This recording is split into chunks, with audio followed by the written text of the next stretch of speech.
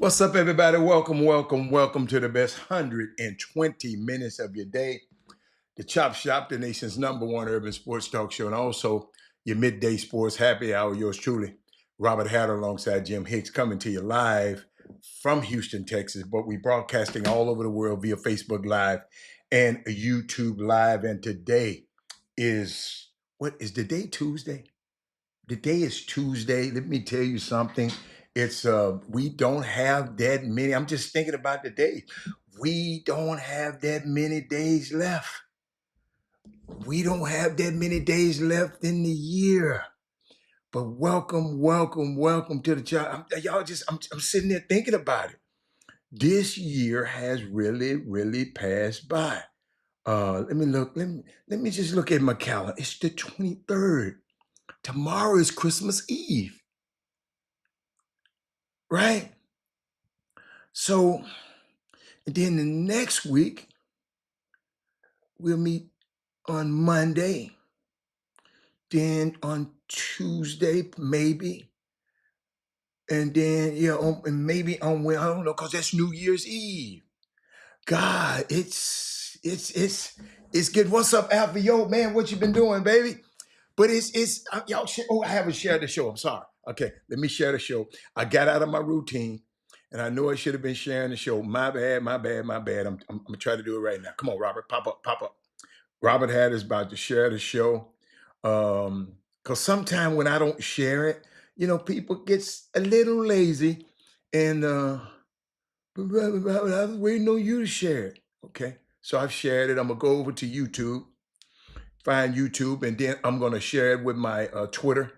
From that and Chop Shop Twitter and okay, I'm there. Look at him. I popped up. Let's see. No, I don't want to save it. No, I don't want to save it. I want to share it. Let's share it too.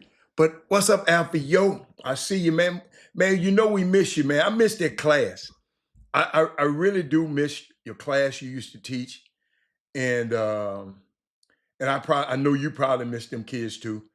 But those are the kids. And Alpha, yo, why didn't you leave on the syllabus that whatever teacher, you know how you teachers leave a note in the drawer? You should have left a note in that teacher's drawer saying, "Look, make sure if you're part of it, if you're instructing this class, make sure you tune into the Chop Shop every day."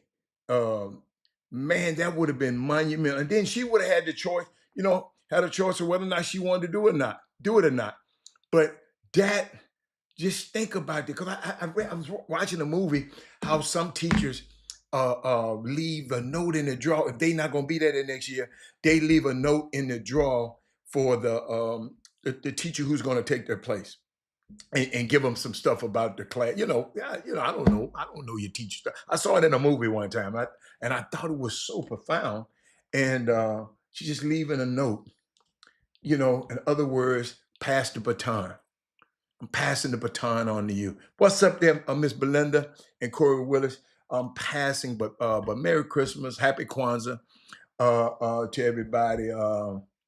I know we are in the buy corridor. If you watch the show right before Thanksgiving, I explained to people about the Macy's Thanksgiving Day Parade. If you get a chance, go back around that date, and I just talked about how the parade is just a big commercial, and we think it's out there to entertain us. No, if you ever, I've had the luxury of being out there before, and they have all the kids in the front, and every float that pass by is a commercial. You selling something to them kids, and soon as the and you get a chance to where Al Roker and them is on the stage, how the boom goes down when they off, then it pops back up when they're on because the commercial's on. It's just a big commercial, and at the end of the if end of the Thanksgiving ain't even hello, but the Thanksgiving ain't even over yet. You ain't started it. At the end of the parade, always at the end,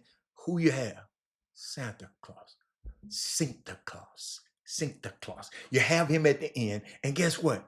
He's saying, y'all think he waving saying bye bye, as in bye bye. He's waving saying bye bye, cause soon as the parade is over, Macy's open. And the kids and their parents go in and buy. They buy. So it's so we are in the buy corridor. Make sure you share the show. Let me see. Make sure I know I shared it. Let's see. Yeah, I shared it. And I forgot his and shout out to Frank White. Cause his son, Chancellor White, he sent me the information. He got, he said he's overjoyed that his son got a fiance. Her name is Willow. They officially engaged. A young man who watched this show grew up in this basketball community. He's been playing basketball. I don't know what school he's playing for now, but he's playing, all over the country. I think he's been to a couple of schools. I don't know what school he's in now, but he got a fiance, man, and I'm so proud of the young fella, man. It's just beautiful picture of him and his beautiful bride, and she happened to look just like him. You know what I'm saying? He didn't go the Sharon Moore route. I'm just giving it to you. But where's everybody? Is everybody off? Should I have took the day off too? Cause I could easily. I got some stuff to do, y'all. So I'm gonna sit here for a minute now. But Sonya, I get. I got some stuff I kind of want to do. But I was thinking about the show. I haven't petted Sonya. We don't have that. We don't have but a few more gatherings before the new year. I haven't petted. Son, we don't have but a few more gatherings. What y'all think about? Cause we ain't gonna see each other before before the end of this holiday. We ain't gonna see each other because it's gonna be the last day. I'm not coming on tomorrow. So y'all, we'll see you next Monday. But what happened? What's going on? Tell me what is going on. Just think about it. We just got a few more gatherings before the new year. Just a few. And Melvin Dude, she said, you that making me proud going the other direction. Who that making me proud going the other direction? I don't know. What? I missed that one, son. But son, I was just thinking about something, man. Just thinking. We just go, Melvin Dudes, and do these shows and just go and do them. And we just got a few more gatherings before the new year. And we got through this year, Melvin Dudes. Sonya, everybody didn't get through it. Sonya, you know for a fact, everybody didn't get through it. You know what I'm so excited about? I'm excited about Anthony Lawrence collection this next year and the things they're going to do. I went to TSU game last night. People coming up to me talking about, wait a minute, send me that link again. Send me that link. I've already seen the link. People just coming up to me last night at the game. So they catching on. And see, people don't understand. You got to keep doing this stuff. It was so hot last night, y'all. If it wasn't hot last night, boy, I'd have my hoodie on last night. When I showed the hoodie yesterday, people been calling me about it because I got HBCUs influence everything. It was all black. You got to go get the show from yesterday. But it's the H-Town Prowler. People are talking about it. I'm just telling you, and all we need is enough. Then guess what? See, people don't understand. It talks about it first. Then you go and act. Taking a break from moving to chime in a few. Oh yeah. Oh, you moving? Taking a break from moving. Man, you moving again? Happy holidays, Coach Fob. What's up, babe? How you doing? Where you moving from now? What's the end of the? Okay. Yeah, it's the end of the month.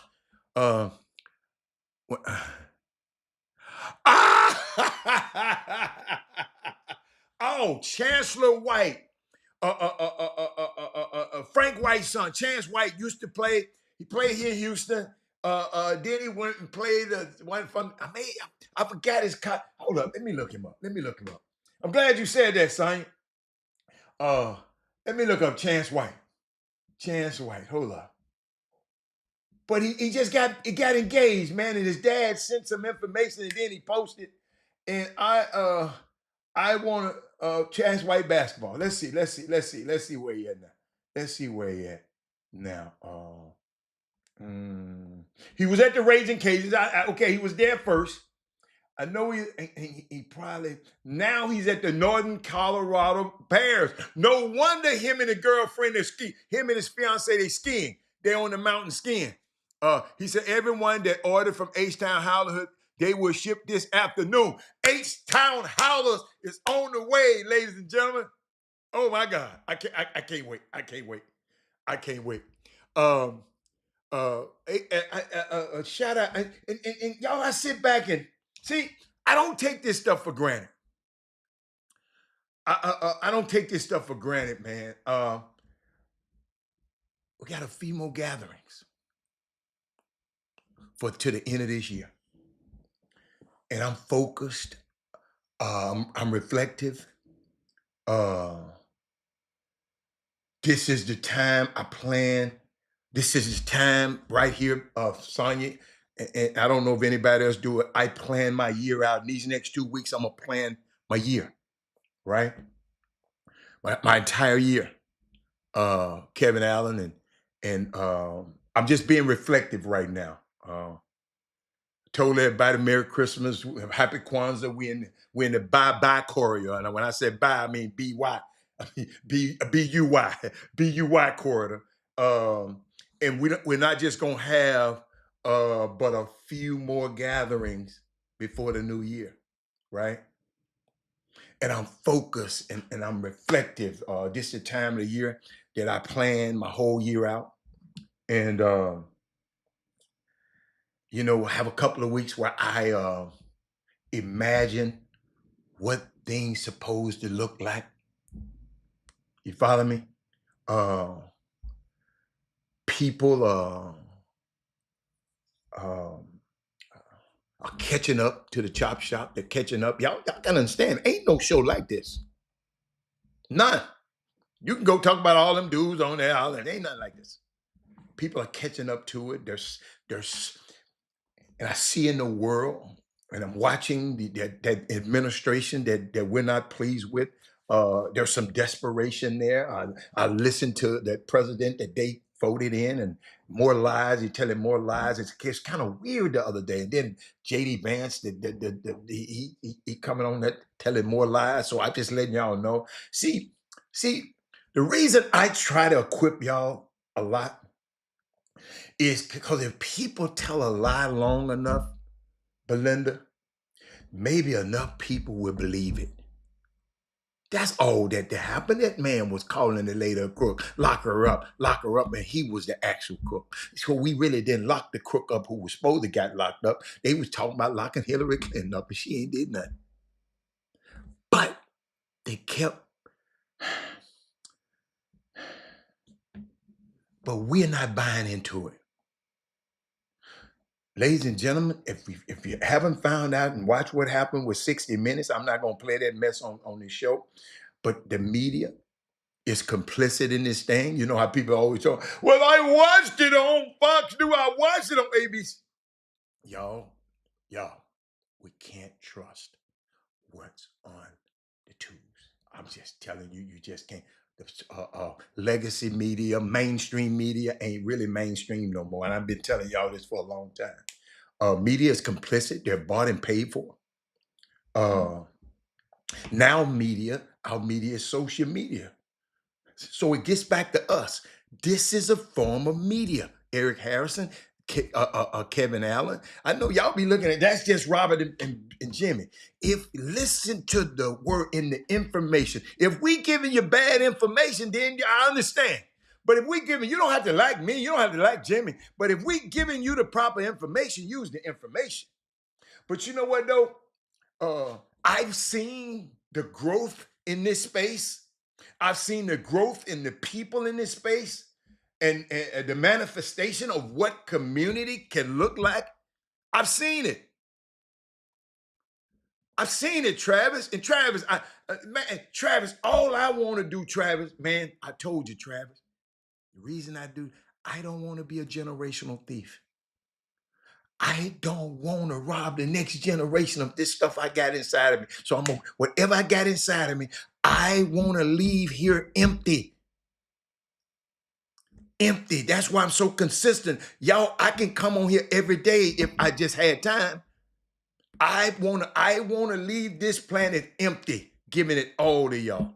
So maybe somebody out there would reach, if something happened to me, be able to reach my grandson. You follow me? Because y'all brilliant people too. Y'all got some stuff that people need to know.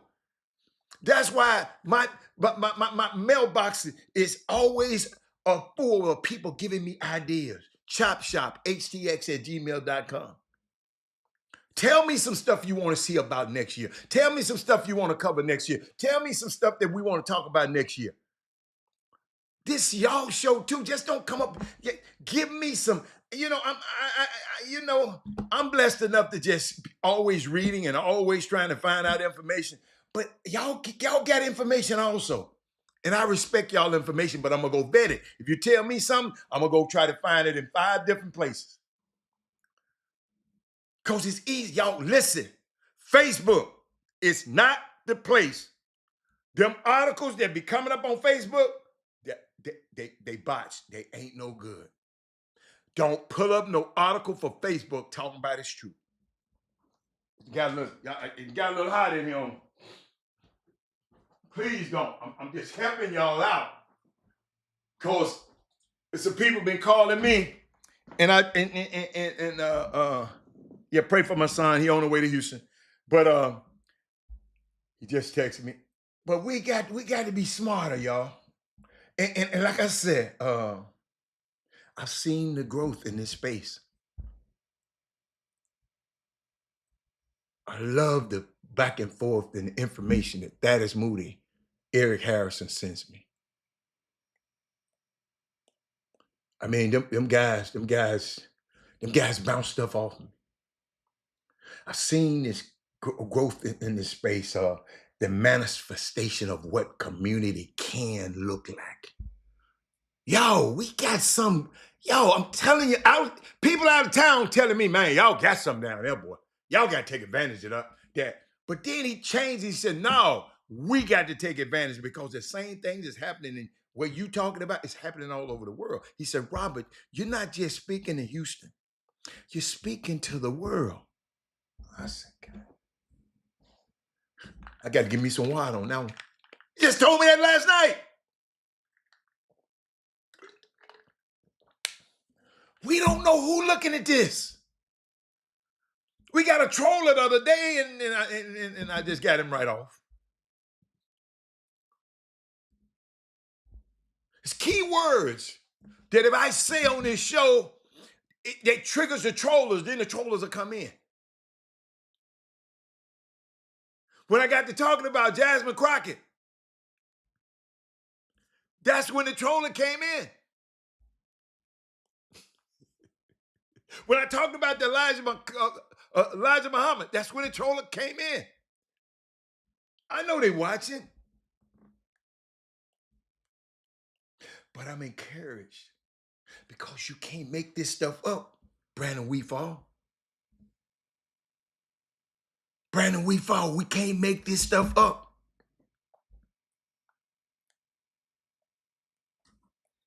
Let me put some of y'all stuff on the screen. Y'all kidding me. Eric said, what's up, y'all? I ain't got no guests. I didn't mean to put the guests up there. I'm just, I didn't mean to put that out there. What my big one at? There it is right there. Travis Lynn said I'm like a celebrity. I ain't trying to be. Then Brandon Wheatfall said what he said. What up, Hat in the Chop Shop? Then Belinda is wishing all y'all blessed Christmas and a happy New Year. But watch this, y'all. This show is organic. We don't fake this.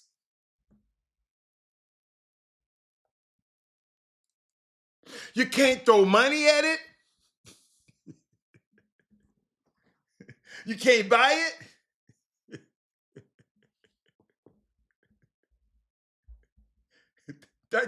You can't manufacture it. It's great. This is something that was born out of a deep commitment to community. Just sitting, chopping it up in the chop shop. Share the show, man. I can't believe y'all ain't sharing this show. This gonna be the best show probably of the year by the time I finish with y'all today. But guess what? The people hear it need to hear it. I'm just thinking about it. I can sit up here and go over here to ESPN and watch this. It'll pop up and Kentucky is playing Bellarmine right now. Okay. Let me keep going. What else happening? NBA adds a new way to combat tanking. 14, 6 players each on the Pro Bowl. Let me see what else they got. What I can do that. I can talk about the New Orleans Pelicans on a 5-game winning streak. I can do that. I can talk about that with the best of them. But I was just thinking about we ain't got too many days left in this year of Travis Lynch. But I said I'm encouraged, and you can't make this kind of stuff that we do, we can't make it up. That's why I be wanting y'all to say something. Yes, I might not agree with it. Like yesterday, somebody told me, man, you mess with Jimmy. Yo, I know what triggers him. I wanted to hear. See, y'all just, okay. Listen, when I say something here, if you don't understand it,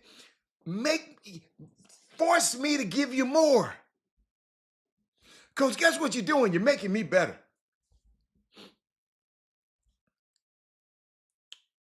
We have, listen, boom, boom, room. He said, shout out to Mom. Happy birthday, Mom. Travis Lynch, Mama. Happy birthday, Mama. But Travis, I was thinking about something. We have changed people's perspectives of a lot of things. And that's how it should be.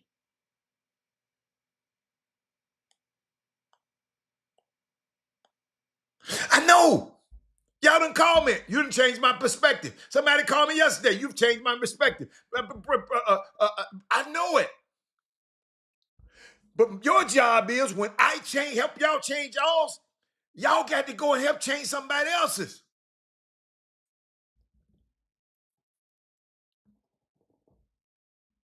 Somebody said something the other day. Who was that? Somebody said something just the other day. Who just said that? Somebody asked somebody. Something about the Chop Shop.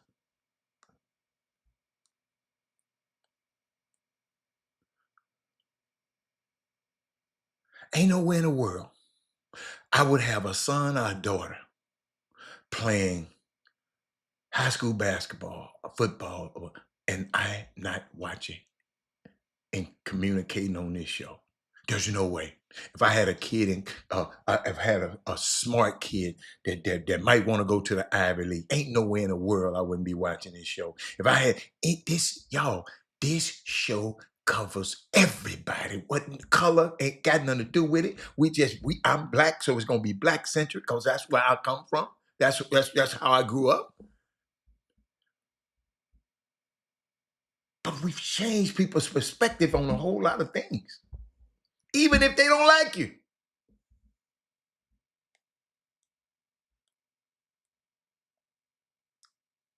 See, when you bring good news and when you bring new and good information, you should change and want to do better. And I think we all want to do better. One thing I like to show my partner, because he knows some things that didn't happen. He said, man, you can't be bought. They can't just throw money at you. Yo, The people who come in here and try to, they don't even know what this is. But what I like to say though, we done with the auction block. We ain't on the auction block no more. You ain't finna come in and say, well, I like them, I like them. Let me see how big his muscles are. Let me touch on it. We done with that. We done with that. I'm just looking. I'm just looking. Thinking about stuff and watching stuff. I talked to y'all yesterday about some heavy stuff and I had to stop because somebody called me and asked me something very, I mean, it kind of shook me. The reason it shook me, because several people said, they asked me, they said, Robert, what did Diddy's fall expose about America? Then I see JD Vance come up here and talking about we don't have to be ashamed to be. What did this? Wait a minute. What did this mama say? Hold on. He said, in the United States of America, this your vice president said, America, you don't have to apologize for being white anymore.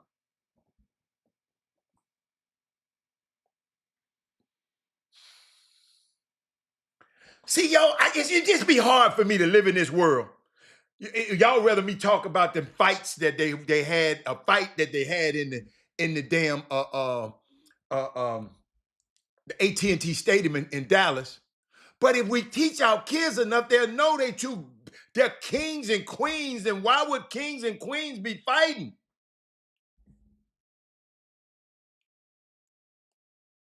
Eric Harrison?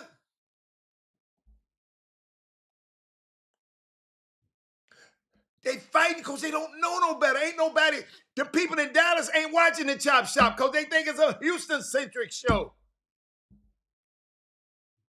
Because the people up in Houston, Dallas say, well, man, hey, Jimmy them down there.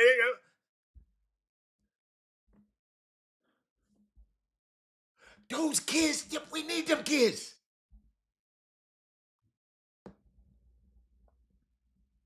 This dude said, in the United States of America, you don't have to apologize for being white anymore. When did they ever have this? Apologize for being white.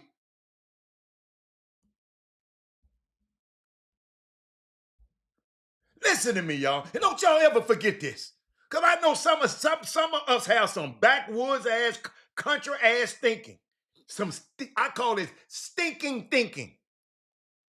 But let me give you a fact. 98% of all presidents ever in life have been white. Over 90% of people who passed legislation were white. All odds has been in favor since the colonization of this land, and yet somehow they still bitch and moan a victim mentality if I ever seen one.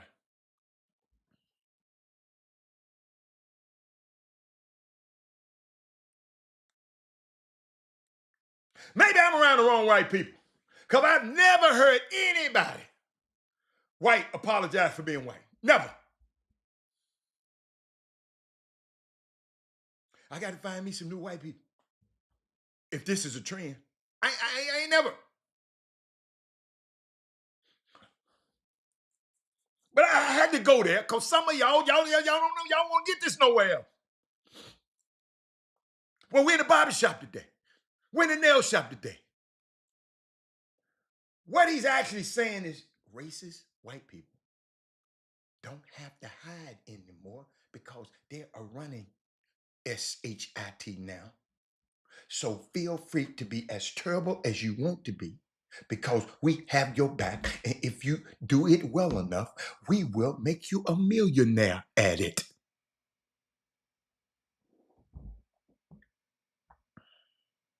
So yesterday,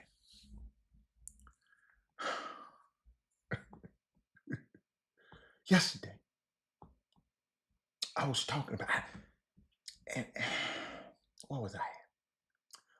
I sometimes, uh, I was talking about the Sean Diddy Combs documentary, and I made, my partner said, Robert, I never looked at it like that. I said, one of the things that was evident when I saw that documentary, is that Sean Combs hate women. And then I went even when I was thinking about how the Diddy fall exposes what's happening in America, because Sean Combs hate women as much as America does. You know, um, I told y'all the story about if you kill a rhinoceros or hippo, you find yourself behind prison bars. But if you assault a black woman's name and her character and her fire and her intelligence, you get promoted.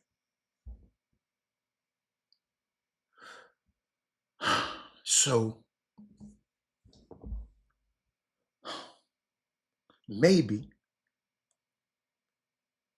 when it is that we see the reckless abuse as enacted by Sean Combs, was a reflection of how America has been treating black women all along. Like I said, so it's our reckoning. I talked about the abuse that our sisters undertake.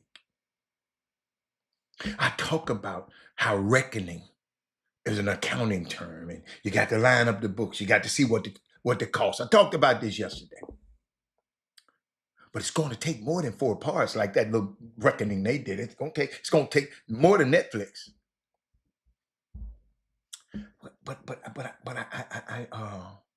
I went down. Yes, I went down in there, talked about this. Talked about the childhood friend of his. He talked about how Puffy, he grew up with a father and Puffy didn't. He would print how P. Diddy was a prince wearing fur coats in middle school, had access to private education. He said, notice the documentary didn't bring up the business. Business went after uncovered everything, because 50 Cent. Yeah.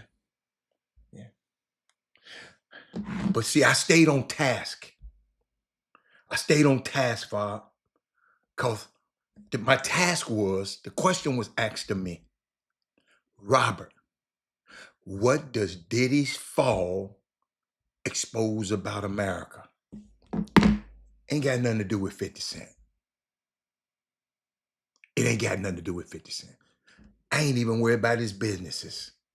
The question, see, I always stay on task. The question was asked, and you probably didn't hear it. They said, Robert, what did Diddy's fall expose about America? And what I know, America don't like women. Shit. I mean, shoot. Excuse me. They let black men vote before their own white women. No, if you don't know nothing else, just think about that. If you don't know nothing else, that was the question. Bob, this is a complex situation. When somebody asked me that, and then several people was just chiming and said, Robert, why did you talk about the dick? Because I said, because I'm not gonna give you those Siskel and Ebert thumbs up and thumb down. The question was asked, how does his fall what does his fall exposes about America? And I said, to me, what evident when I saw this thing now 3 times, I watched it again last night. One of the things is evident to me that Sean Combs he hates women. Ain't no way in the world you're gonna do somebody like this if you love him. But Watch this. I told you how he grew up. That's why, see, I like to add context. He was tasked as a prince. He was wearing fur coats in middle school. He had access to private education. Y'all not listening to me. What was in fact reared and raised around house parties. He's going with his mama to make drops and pick up money. Daddy got brutally killed. So the mama had to make, to make him feel so close that dad, it got killed out there. I got to do everything for the puppy.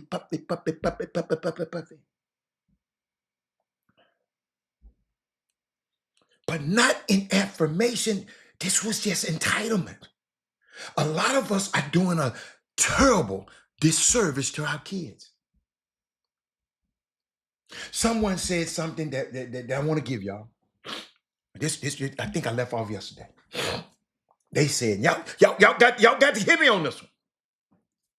He said, we raise our daughters and we spoil our sons. I'm gonna repeat that again so people in the back can get it. Y'all need to share the show. It's gonna be good. We raise our daughters, but we spoil our sons. He said, we make our daughters have responsibilities around the house, give them chores. We have expectations for their academics, how they're going to carry themselves. Be our lady. You got to do it. How they ought to safeguard their sexuality and allow their sons to just play video games, be served by his other siblings and by the mother. And then, when they have no understanding of discipline or accountability, it's the lost episode of Stranger Things. It's the exact same thing.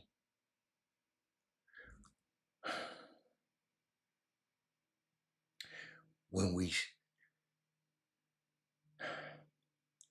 take a look how they stunk the childhood of this young man, giving him all of this stuff, putting him in all this stuff, letting him see all this grown folk stuff, that his childhood was so shrouded by trying to cover up the pain of the passing of his dad, that he didn't have the reality of the responsibility of becoming a man. Did y'all see it? I got to have it. I got to have it. I got to tear stuff up when he don't get it.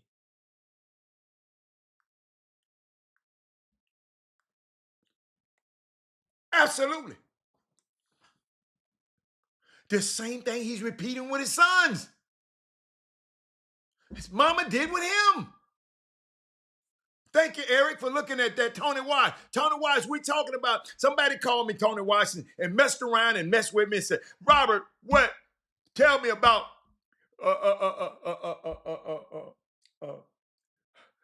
the Diddy documentary. And they asked me, this is the question. This is the question they asked me, Tony. They said, what did Diddy's fall expose about America? So I'm taking a deep dive. But ladies and gentlemen, before I take this deeper dive, I'm Paul. I got something I meant to show y'all yesterday. And I know I put it up here. I know. No, I didn't. That's why I didn't show it. So y'all hold up a minute. I wanted to show y'all something. Y'all see this lady right there? Y'all see that? Oh. Y'all look at the back, her middle back right there. That's Dawn Staley. National champion, Olympic champion, every kind of champion. This sweater she has on is made by the Anthony Lawrence collection. Did y'all see it? Can I make it bigger? Can y'all see it? You see it? Hold up. I got another picture. Don't. Hold on. Let me scoot that one over. I got another one for you.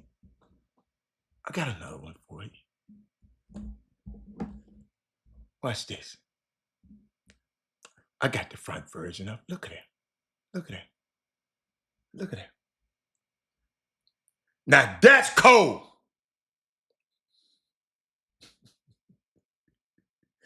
Anthony Lawrence collection.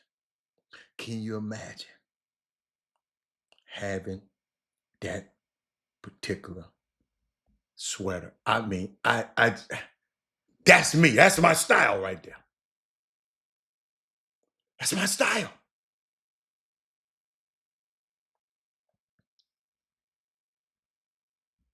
That's the Don Staley. Y'all think it's the standard. Hold on.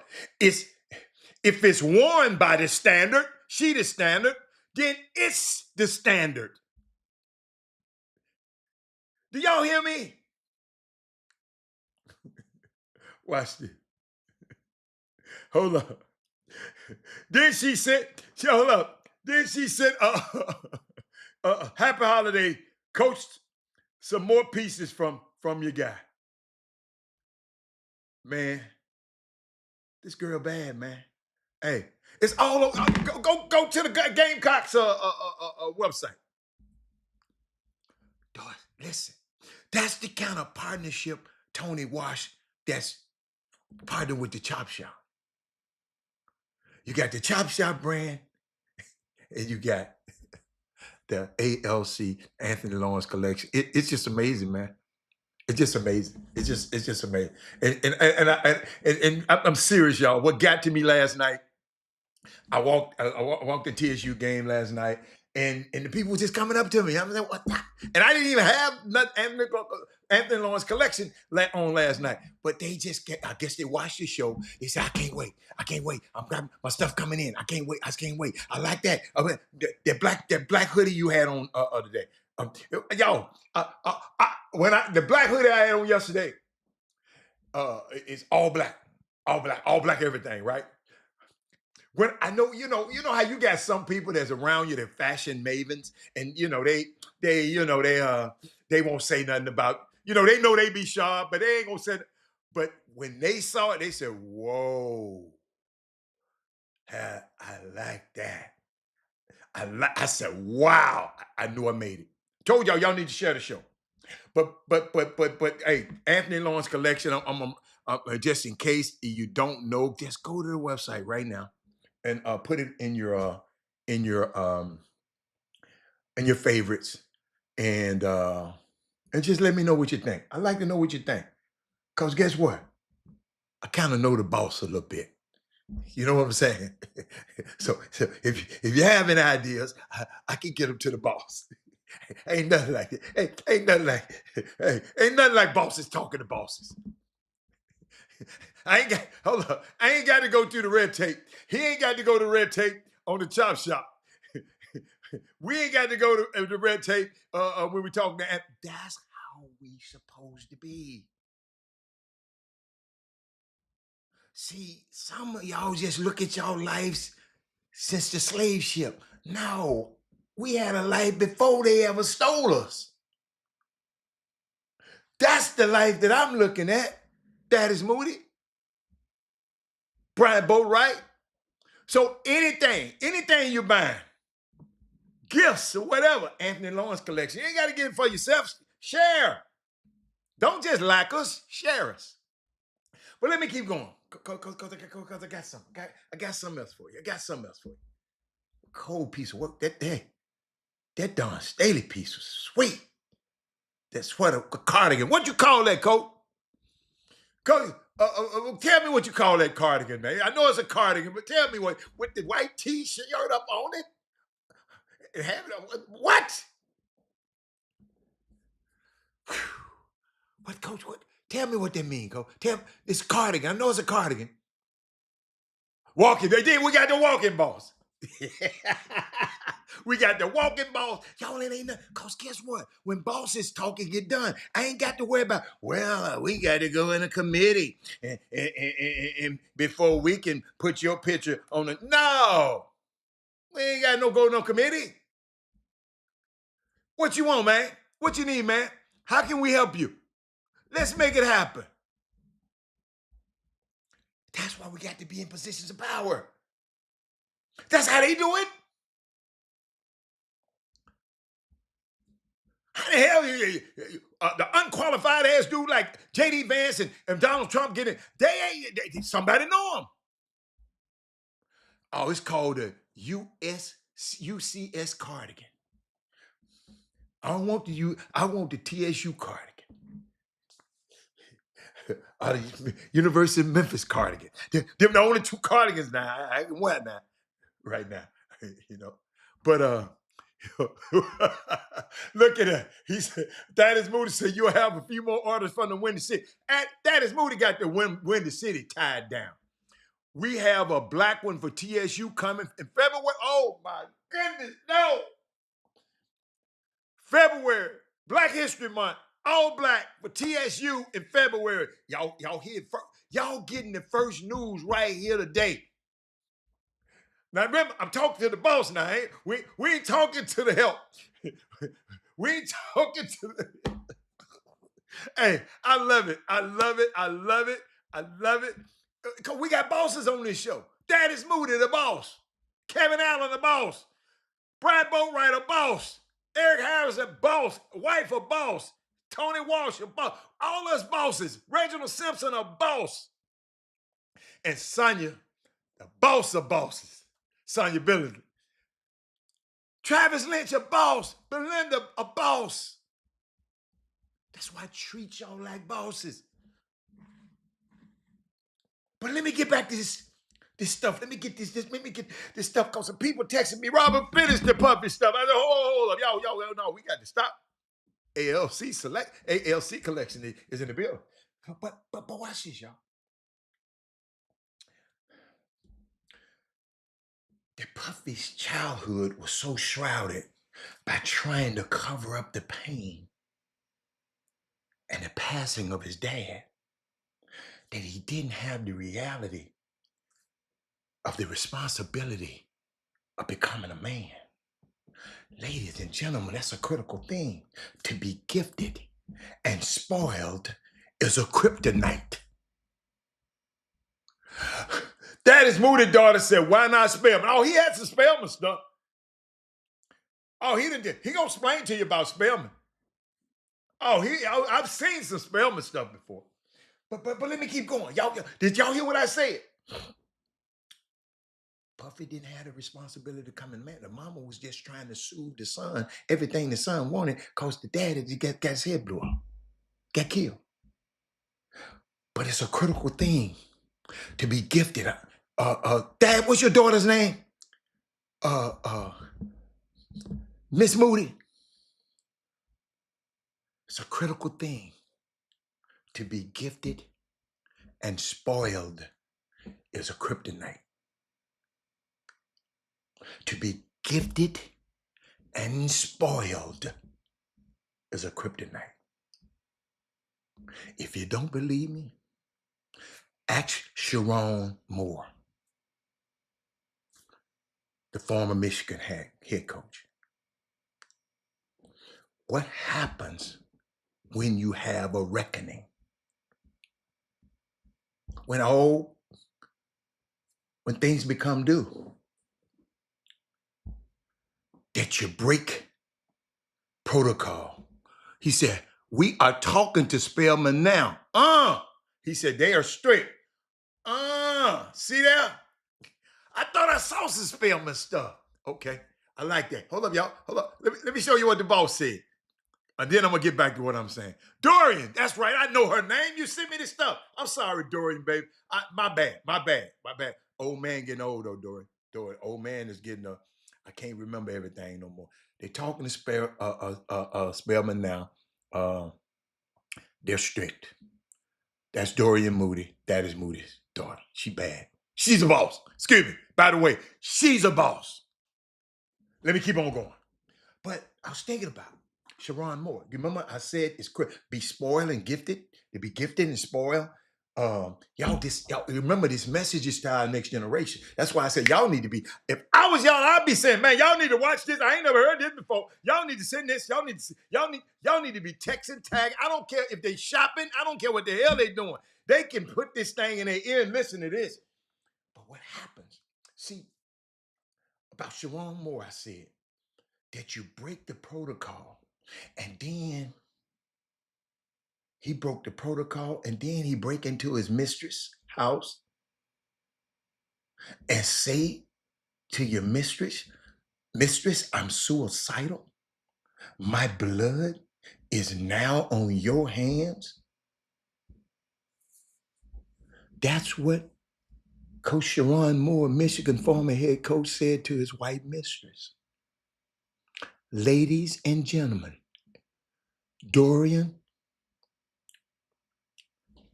he had no accountability for himself. So why are you getting ready to kill yourself when you killed yourself? Nobody else did nothing to you. You getting ready to kill yourself and you killed your own self. One of the hardest things we have to do as men, and I'm speaking in inclusive context, is not becoming someone else to blame. Is not coming and blaming somebody else.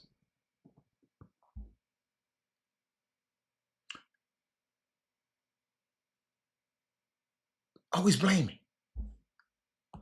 Michael Jackson said what? I'm talking to the man in the mirror. Oh, okay. He said it's exclusive that we did for a few Atlanta influencers, but we don't have the license to mass produce. Gotcha. I know I seen it. I know I seen some spelling before. Okay. I thought I was going crazy. Thank you. Did y'all hear what I just said? I want to take a moment and consider to yourself out there. Y'all see I'm giving you a reflection point so y'all can go talk about this because you're going to have your family in, right?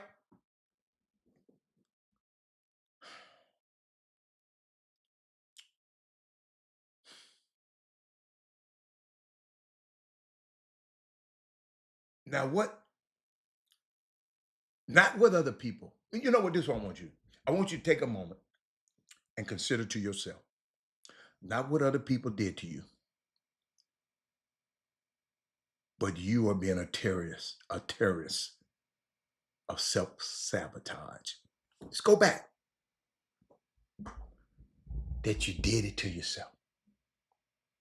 Sharon Moore, the former Michigan coach, is now unemployed, blew a multi-million-dollar contract, and now he's left with nothing but a criminal record.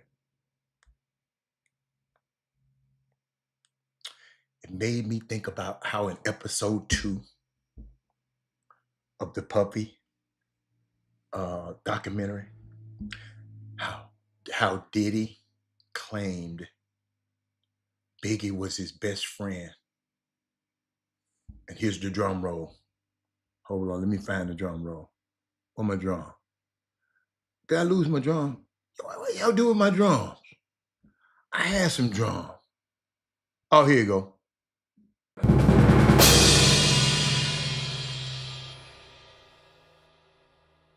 I'm gonna mess you up because it messed me up. He claimed Biggie was his best friend, but made him pay for his own funeral out of the estate.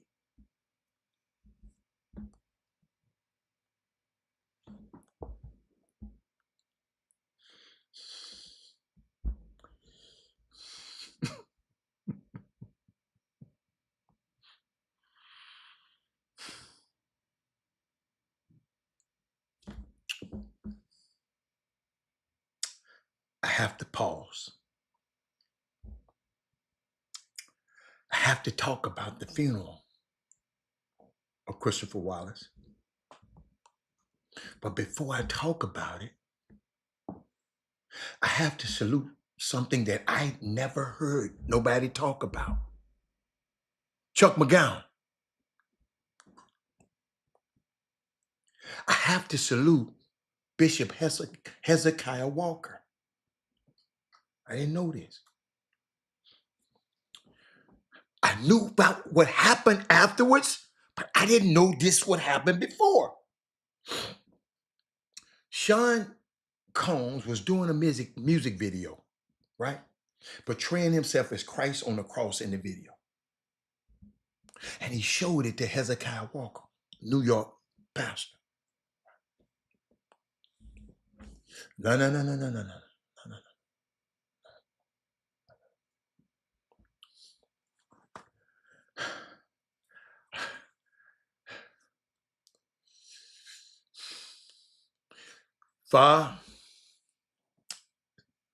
For you to come up and say that, you go give me proof, because I got proof.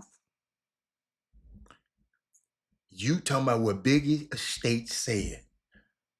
I'm telling you what happened. Now you got to show me. I'm not finna tell you that you're not true. See how some people just don't know how to talk to people?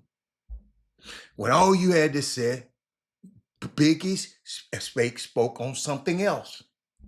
And then we go compare. How in the hell you know you wasn't you didn't pay for it? See how we don't need. You see how we got to just learn. That's not how the hell you know you wasn't there.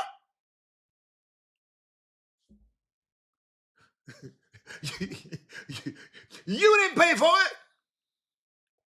Show me your information and I'll show you mine. That's how, y'all, that's how you get to the truth.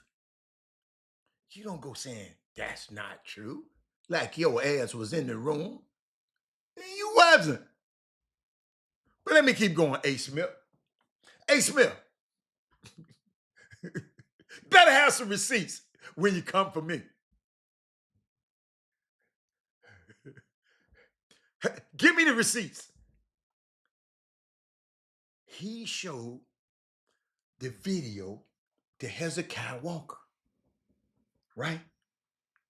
And Hezekiah Walker told him that, hey man, don't do that. That's not a good idea.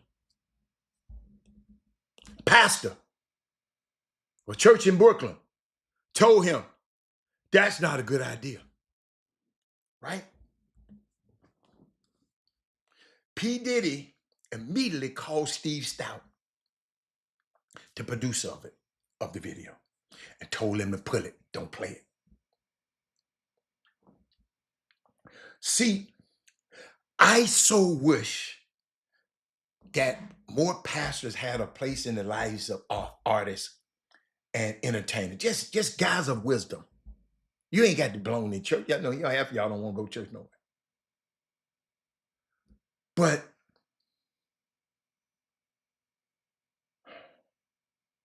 that's your prophetic apostolic voice will make them reconsider and reimagine not just their image,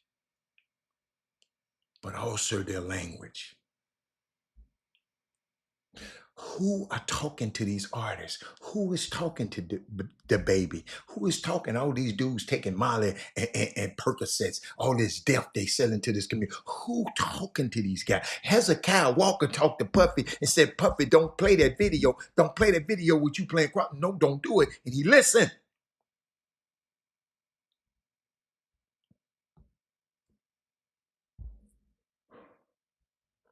Who's talking? Who is that kind of spiritual authority to say to them, this is not prudent. This is not right. Ladies and gentlemen, has the church lost their office, their influence, and their impact? trying to be friends that they forget how to be fathers. I'm thankful for Hezekiah Walker. I didn't know he did this. I got the receipts. Steve Stout and them went on and released the video, y'all. After Puffy told him not to. He said, take that clip of me portraying Christ on the cross out. And they released it anyway. He goes over to Steve Stout's office with his bodyguard and whooped him with a Dom Perignon bottle. Whooped him to a pulp. But because here's the disconnect. He listened to Bishop Walker. Puffy did. But he didn't get discipled. Because if he listened to him, told him to take it down, but then you go over there and beat the dude up, now you got to pay the dude. Be discipled. You listen to one thing, but you didn't listen to y'all. We got selective listening out here, ladies and gentlemen. Bob, you know I got you. Think about it.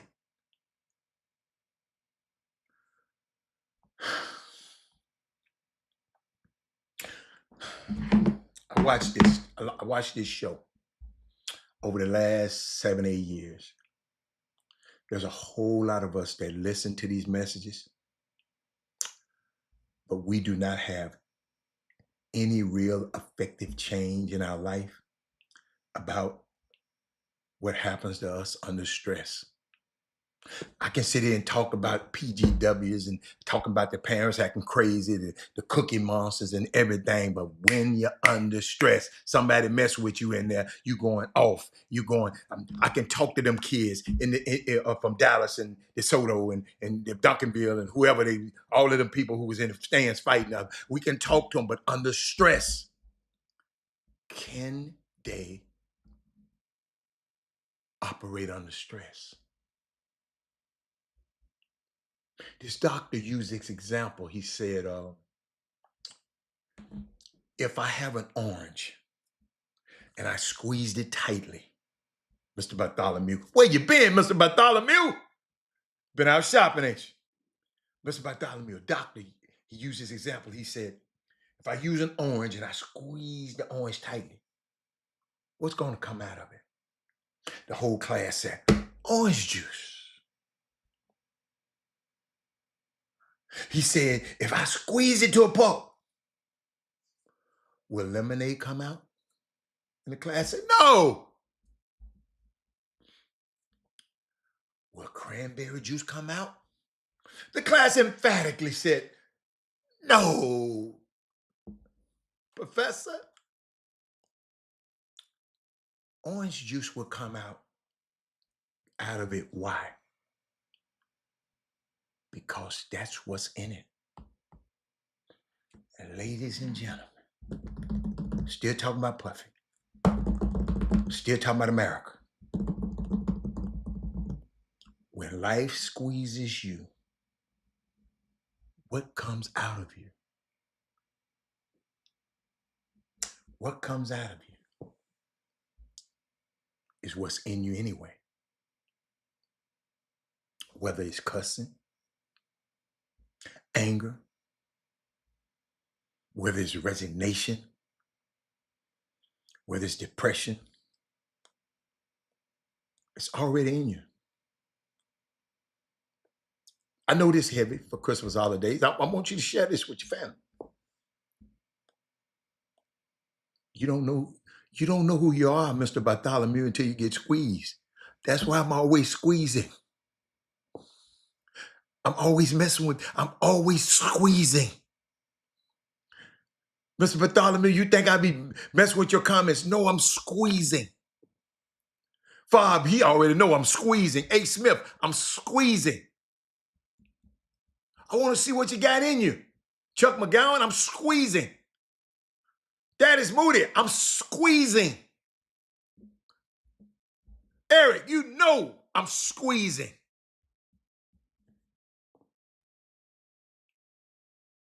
Squeezing.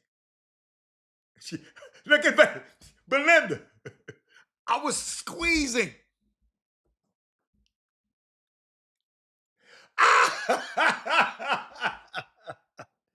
Hey, keep messing around. Keep messing around. You're gonna get, yeah, keep messing around. But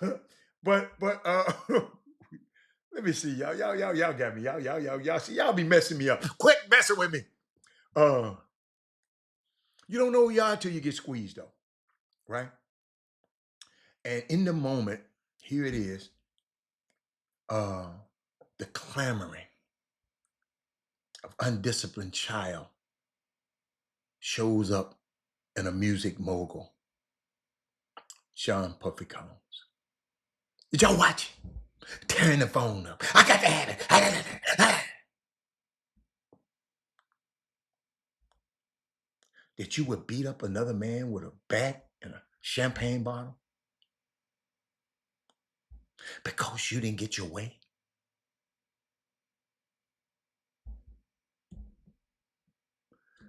That's a dangerous place to be in. It's a precarious predicament. The two P's. I remember hearing, what's the boy, Russell Simmons, former CEO of Def Jam. See, I don't know if y'all knew this. I know who gonna know, cause he gonna know it.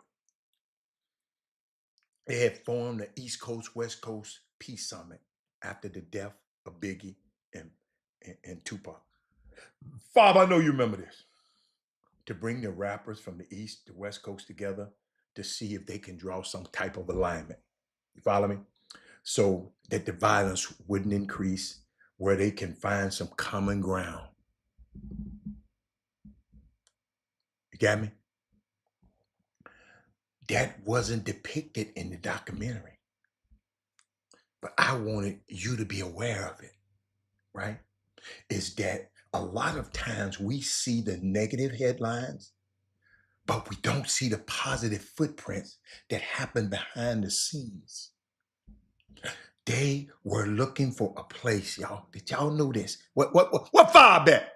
Bring him to the front of the room. Did you know they were looking for a place to have the memorial service for Christopher Wallace, Biggie? And the churches in Brooklyn did not want to do it. They didn't want that. They didn't want the violence. They didn't want that. They listened to the press. They just didn't want it. Did you know that? Tell me, was that true or not? Did you want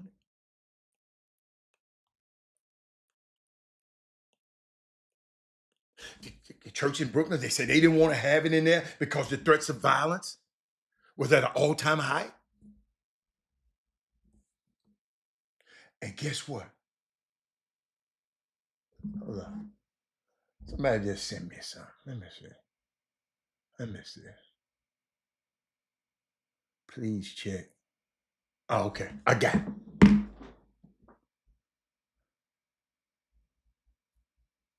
They didn't want to have it there. That's why I got to shout him out again. Because Bishop Hezekiah Walker opened up his church doors. He didn't care about what the press said and about what the media said. Eric Harrison and Belinda, we've got to be there for the community, he says. King Sticks, we need more pastors who are not intimidated by the streets, because we got credibility. Because they got credibility in the streets. There's a critical point that I want you to see. And that I think that happened back in 1991. 1991. Right? In 1991 at City College. Y'all watch this. They talked about it in episode 1. Diddy had a basketball game. Promoted a basketball game. They said he over promoted it. It reached capacity in the gymnasium, and it was wall to wall. The school, the people, the officials at the school were getting ready to call the game off.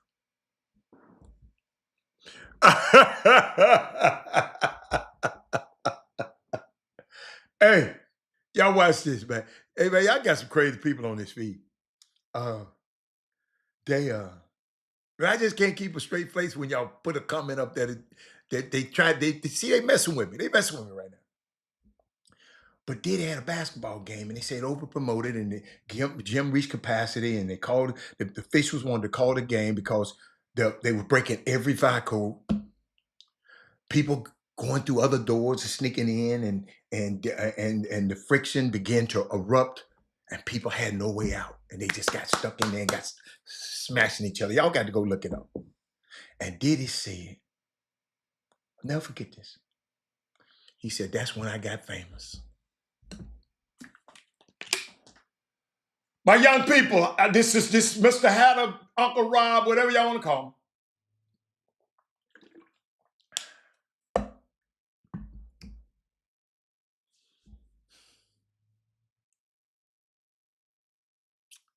He said that's when he became famous. King Sticks. That's when Diddy said he became famous through crisis. My brothers and sisters, you have to be careful on what brings people into your attention. That he came in under calamity, death, and destruction.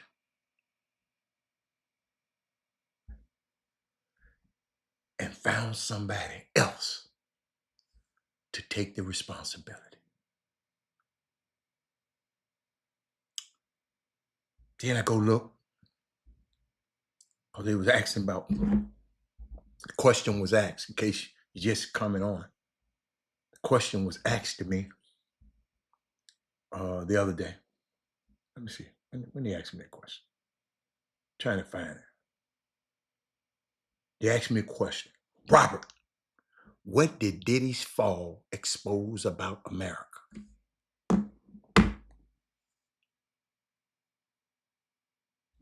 I do all this and get somebody else to accept it. Take the responsibility. That's what America do all the time. But y'all get that one on the way home. Craig Mack. Oh, Craig Mack. Oh, I like Craig Mack. He was nominated for a Grammy, had the #1 song in rotation, and couldn't even feed his family. Who else do that? Danity Kane gave a testimony that when they won the competition to make it out of the band, the lawyer told them, here's what's in the contract. You will have fame, but you will not have fortune. I'm going to rewind it and press play for y'all because some of y'all don't hear this stuff that good. You will have fame, but you will not have fortune, he told them. The problem with Dick Flavor in your ear, that's it. The problem with this generation is we think fame is synonymous with fortune. Travis, man, I wish I had 100 Travis Lynch's and 100 Eric Harrison listening and 100 Defram Favre listening and 100 King Six listening right now. I wish I did. Because somebody need to get this today.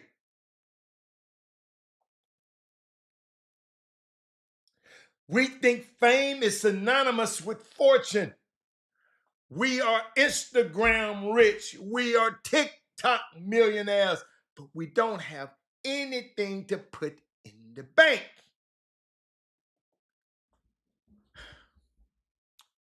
Wow. I can imagine the dinner tables when y'all sit down and play your game, when y'all playing left, right, center. Somebody invited me to something too. Sonya, you got that, Sonya? Sonya, I would rather you be unknown with commodities than that you to have a brand and no bank account. You have to ask yourself, if you want to be popular or smart. Ladies and gentlemen, we are the first generation in history on the planet that want to be famous with no skill set. These people just getting on Instagram, no skill set, Rod Wells. Famous with no gift.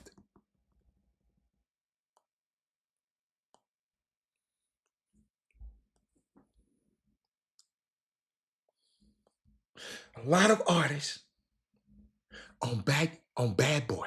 Listen to me. The question was asked of Robert Hatter. Robert, what did Diddy's fall expose about America? The artists on Bad Boy Records have all of them, a lot of them have filed for bankruptcy. Just like the other artists of the other record companies. When we do something, we got to do it better.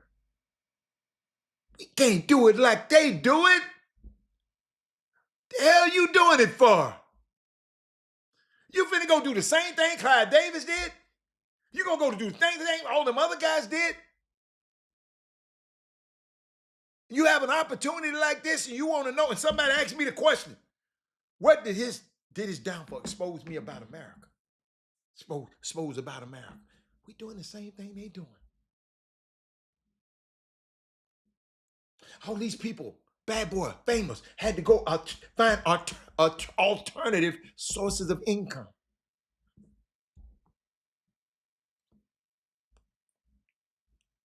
Because they were never paid.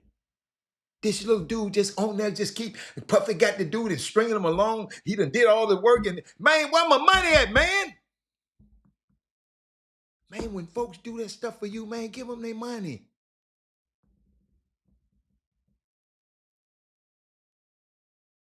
He's stringing the guy along. Y'all got to go watch this.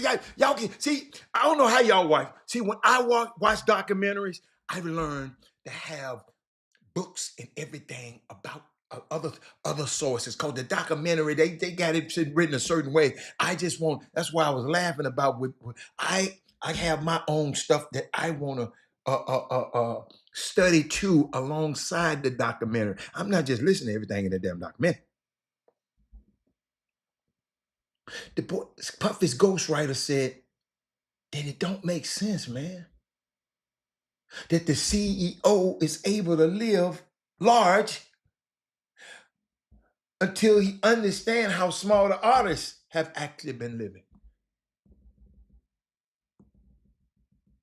Y'all, we got to change the mindsets to figure out, do we want notoriety? Do we want the note paid? You got to make up your mind. Make it up in your mind. Do you want to be able to build a legacy, or do you want to just build a following? At the end of the day, fame will not necessarily bring you fortune. Andre Harrell, Andre Harrell, the guy who discovered Puffy, I guess, gave Puffy a valuable lesson that ended up being a curse. And the valuable lesson is, make sure you always the star.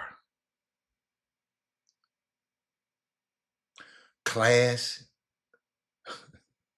101. Class DNA of narcissism 101.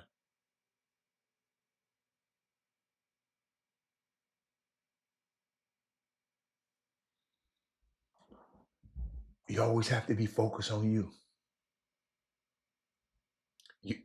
You ever been in a conversation? Watch this, y'all. Y'all watch this one. This is going to be good. You ever been in a conversation with somebody and you tell them something good that just happened and they immediately does a contrast analysis? You ever did that? They start talking about what they got, where they been. People that did this on this show and what they bought, what they achieved. It's a Diddy syndrome. If you always got to be the star singer, you never want to be the backup, your backup dancer. Yo, this man negotiated, hear this, with Rolling Stone for Biggie to not be on the cover of the magazine so he could be there. The artist. Be careful of people who are envious of you because of the attention you get.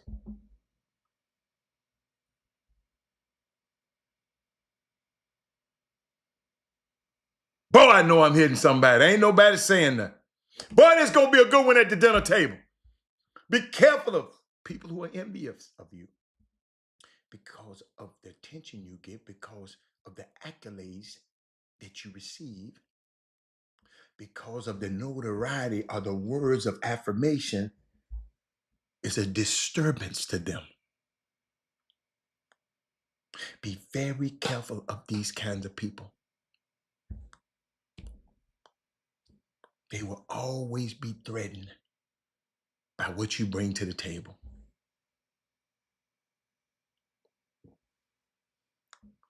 Over and over again, you say in the documentary, he was intimidated by Tupac. I just watched it when Tupac was around. I was just looking. I never even think about it until y'all made me do a deep dive of this thing.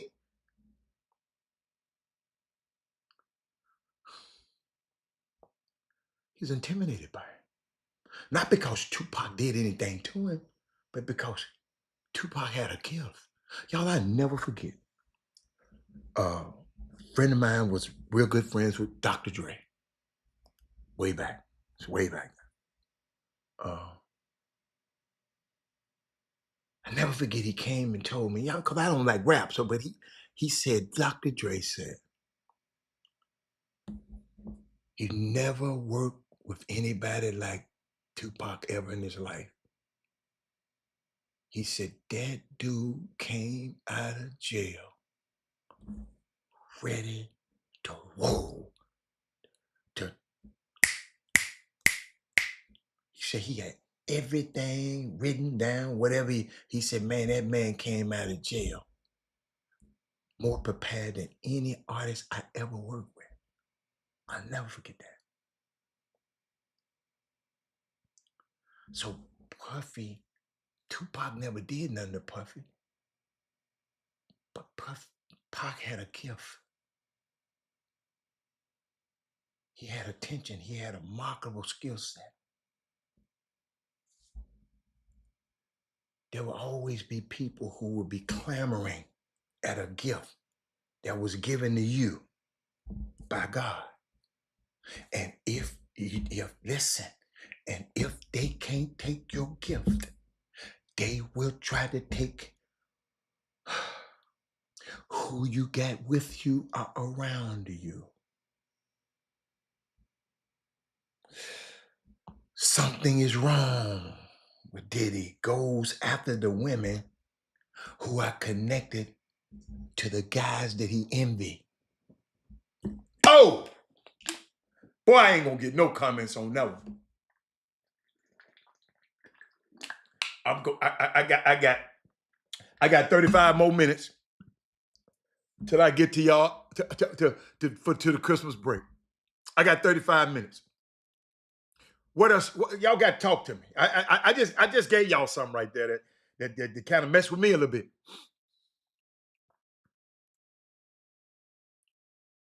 When they can't attack you, they peel away at the circle around you.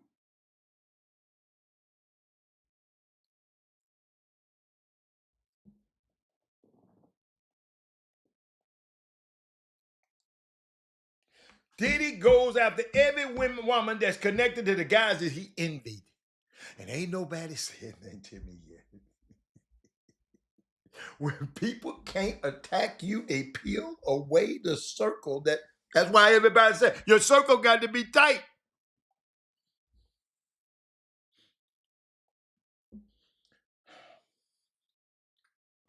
You know, I've told y'all this story one time. You know, I told you a guy came and was telling me somebody said something about me, right? And I looked at it. I said, I'm not worried about what he said. My problem is, why was he so comfortable talking about me to you?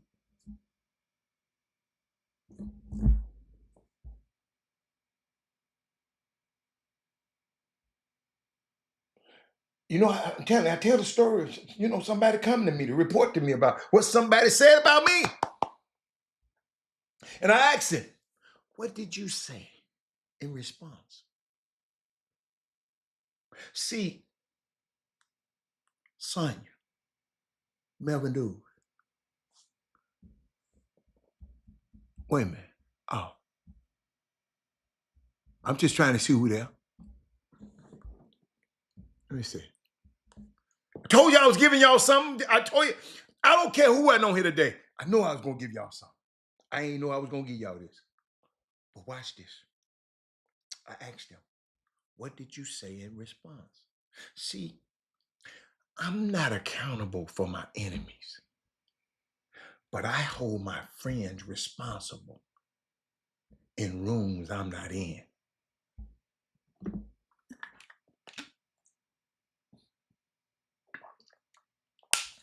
Is my mic working, man? You know, God, man, y'all finna get me out of here a little early. Is my mic working? I'm finna give y'all some sports. Y'all want to talk some sports? Who y'all want to talk about?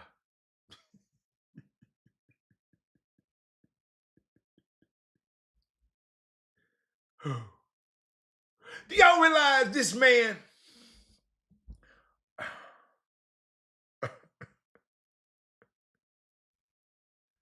How he got in trouble? I got to finish this. This whole documentary wouldn't have never happened. Y'all got to hear this. This whole documentary wouldn't have never happened.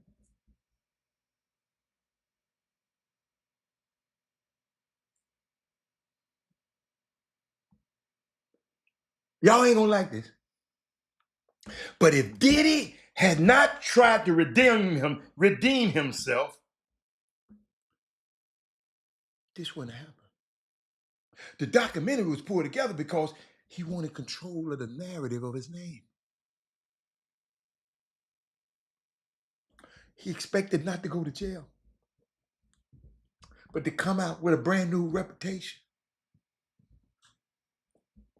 Son, and this is going to be his story of restoration. Ladies and gentlemen, you can't clear yourself. Only God can clear you. There isn't a PR firm that can clear you. No Olivia Pope can clear you. No crisis manager can clear you. Not a lawyer that can do it. Not a label that can do it. Not even money could do it. Yo, we mad at 50 Cent and talking negative about 50 Cent. Couldn't have did it if Puffy had not put the footage together himself and didn't pay the man who did the footage for him. So the man sold the footage to 50 Cent. You can't make this up.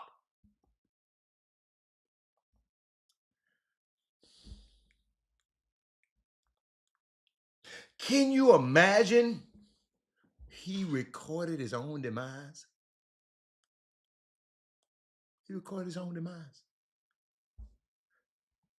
And as we come to the end of this year,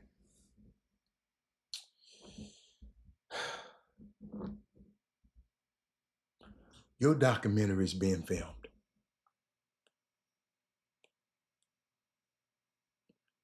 And you can't, and you got to make up in your mind, is your documentary going to be called A Reckoning or Restoration? It's only 4 parts. And the 4th part, here it is. The 4th part only comes after the 3rd part. You know, like seasons? Winter, spring, summer, or fall. All you got to do is call. Winter, spring, summer, and regrettably, Diddy's ends at the fall. Your seasons can change if you understand your reckoning and then your restoration.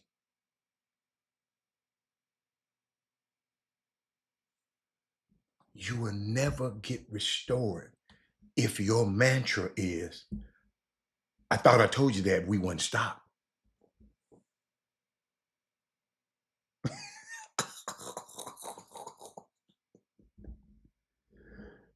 You have to stop hurting people. You have to stop hurting people and thinking that it won't be no account when you just hurt people. Ladies and gentlemen, I'm gonna be real with y'all. I'm praying for Sean Combs, praying for his children, and even more, I'm praying for them victims that he left in his wake. Think about the things we didn't see. Eric, think about the things we didn't see.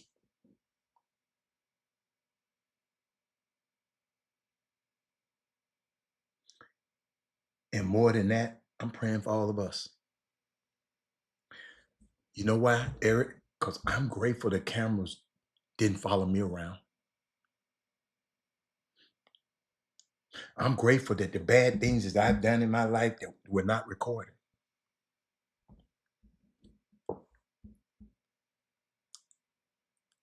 I tell everybody out there going into this next year, you will not be a bad boy for life. You'll be a good woman. You'll be a good man because his hands is on you. His hands on you. Man, so that's my synopsis. Yeah, man said, come on, bro. That's it. That's it. Now let me get back to what I was going to tell y'all. Hold up. If my stuff start working. Hold up.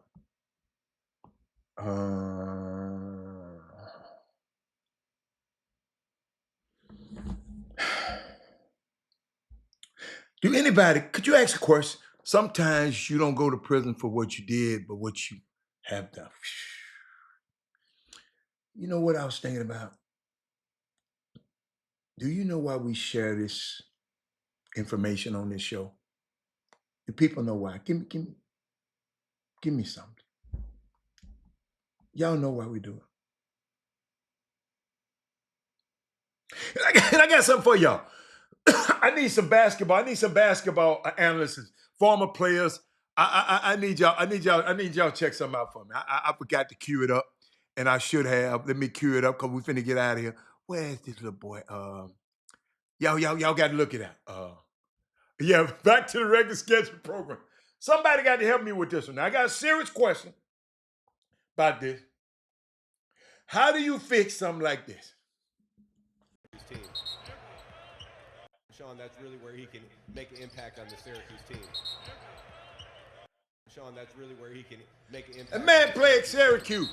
That man play a Power 5. Where he can make an impact on the Syracuse team. Who failed this little boy? Sean, that's really where he can make an He impact played on for the Syracuse, man. What's his number? I'm finna look him up. Really where he can What's that number? impact on the Syracuse team. Hold on, let me look at him again. What's that number? I'm gonna play it. Where he can make an impact on William the Kyle. Syracuse team. Syracuse basketball. Hold on. Where he can make an impact on the Syracuse team.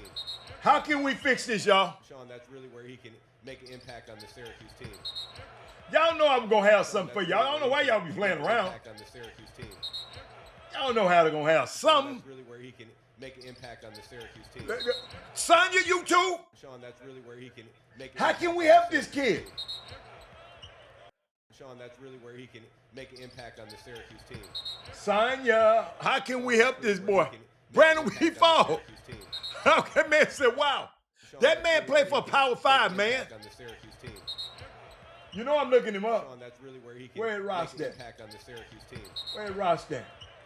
Sean, that's really where he can make an impact on the Yeah, up in the, what the name again? What name? That's really where he can 42, William Kyle. Let me look up on Will. Sean, that's Will, I'm looking for you. Make an impact on the Syracuse team.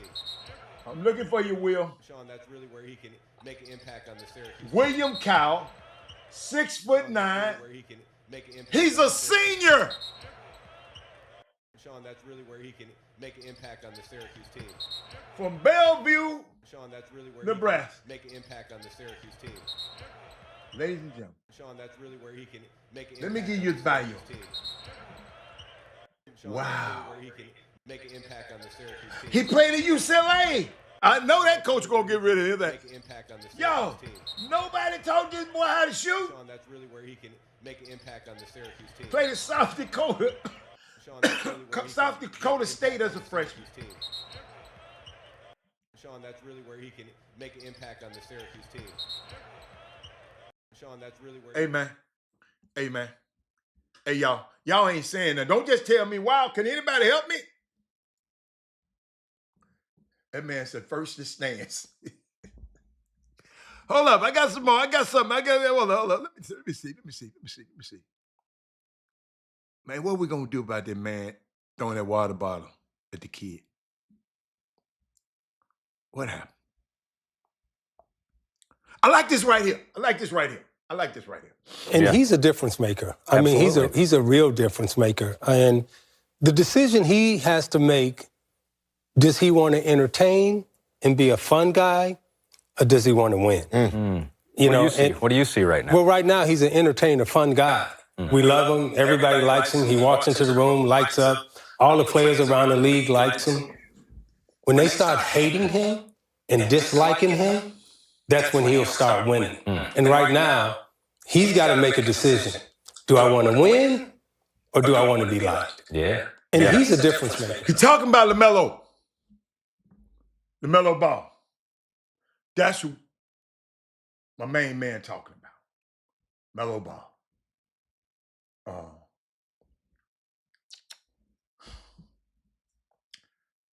That's interesting. What do y'all think about Darren Peterson?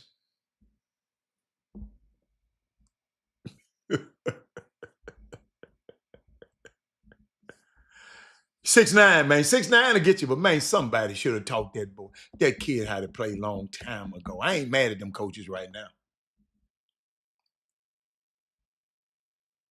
Steve Kerr, Draymond Green chose to go to the locker room after Draymond Green chose to go to the locker room after they two had a heated argument on the bench.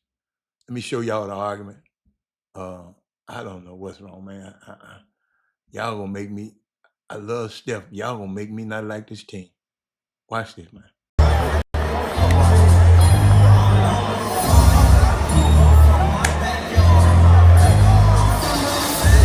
They're arguing in the huddle.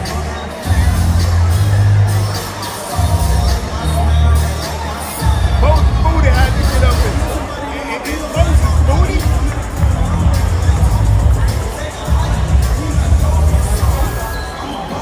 Look at Jerry Stackhouse, man. I'm not saying nothing.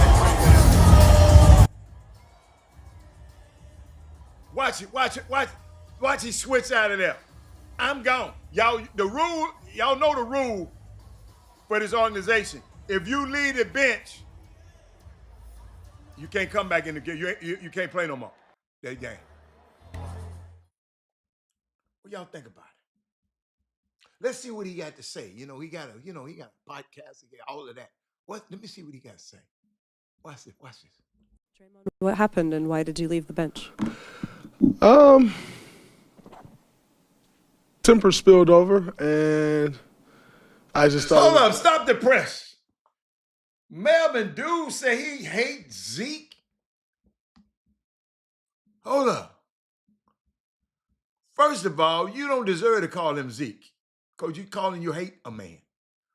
Why you hate Isaiah Lloyd Thomas?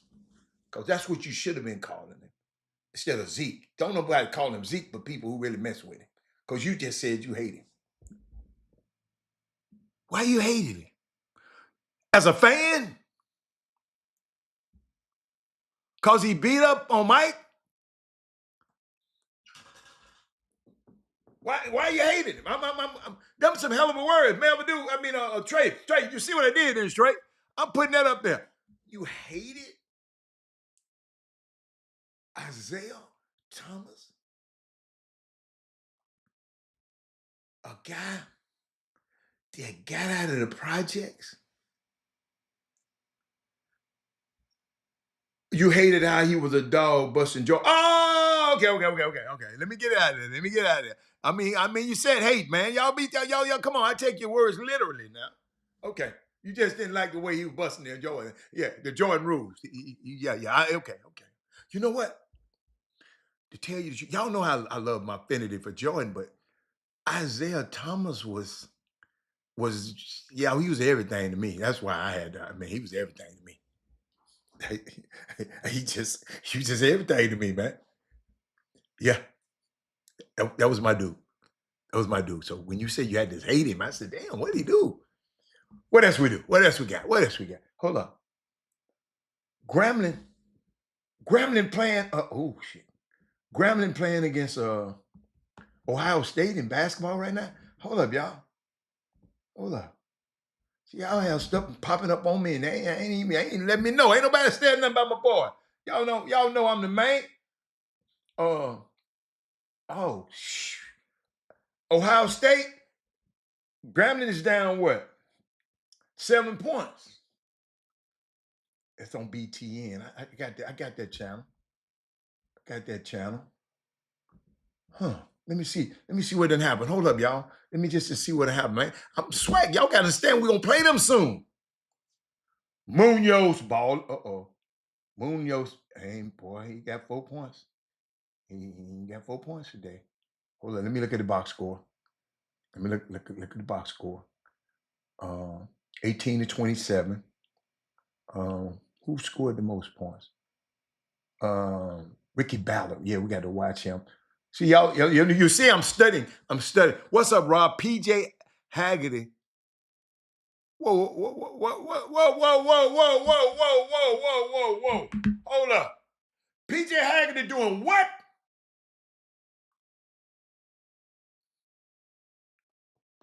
Man, don't you tell me that, man. Hold up, man. Don't tell me that, man. Hold up. Yes, it's on the front page. Hold up, man. Y'all, we got 15 minutes. I'm finna let y'all talk first. I'm gonna get out of that. I'm sorry. I'm gonna let y'all talk first. Melvin Dudes, you first. You first in line. These last 15 minutes gonna be y'all.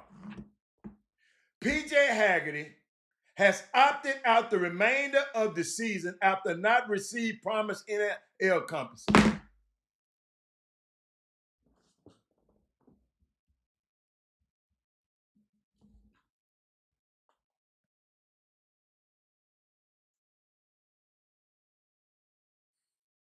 Somebody help me with this one, because I'm having a problem. You left Memphis, who had gave you more than them. What are you looking for? Don't you know if you plan on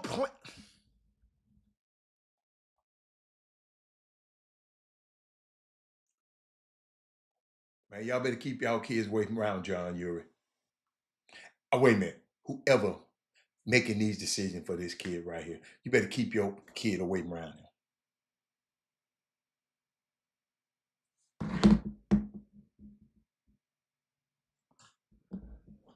Kansas State NIL fund, Wildcat NIL, shut down early this month. He want to sue the university.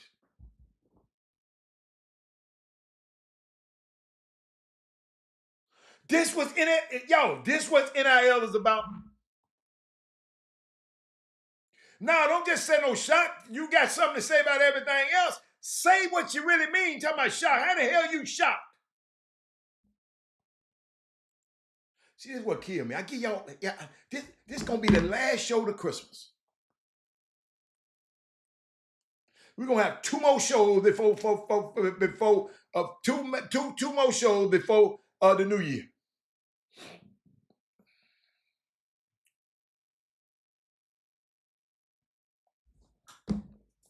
Will somebody please speak to me?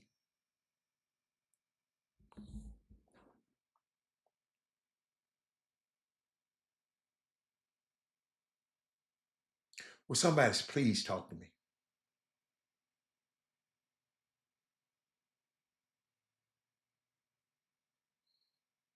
Ain't nobody said nothing.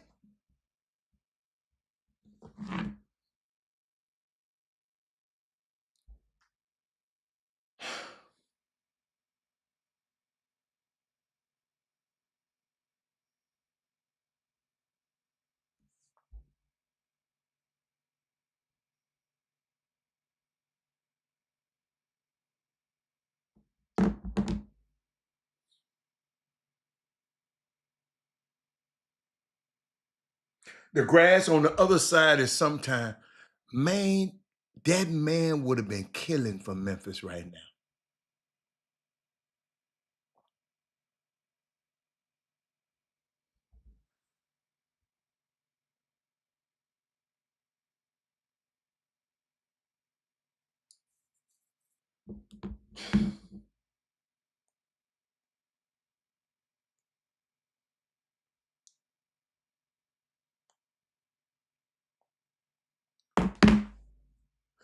I don't even know what to say, man.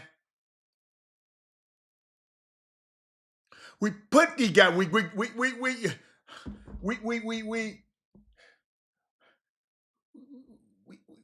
support for y'all to get NIL.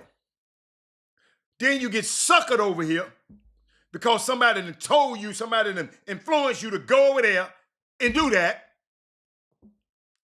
And them folks ain't got the money to give you. And you quit on them.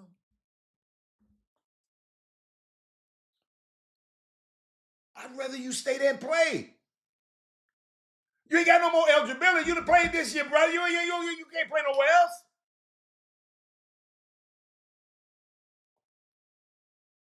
So you could have been having evaluation periods so people can see that you, because you ain't no first round draft pick right now.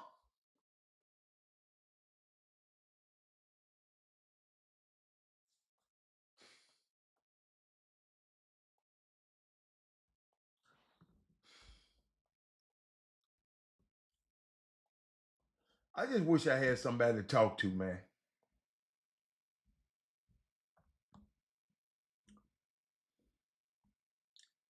I just wish I had somebody to talk to. I don't think he can.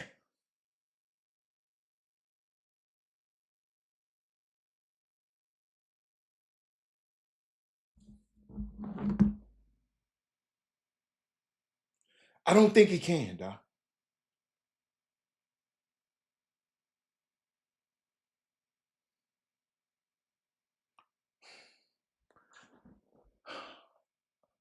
Eric, I just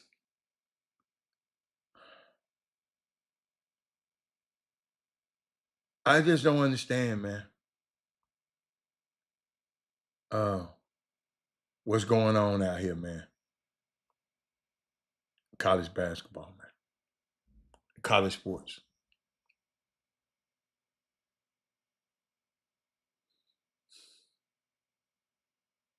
I hope this is a lie.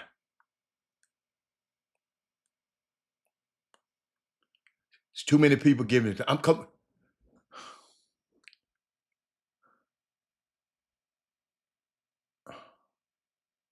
Andre Branch, money is his purpose.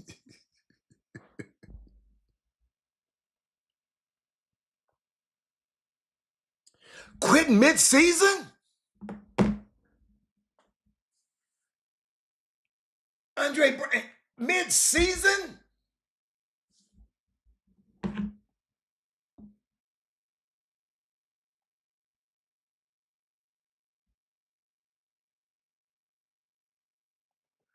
And I know they should have gave you the money. Them lying something about should have gave you that money. You're right.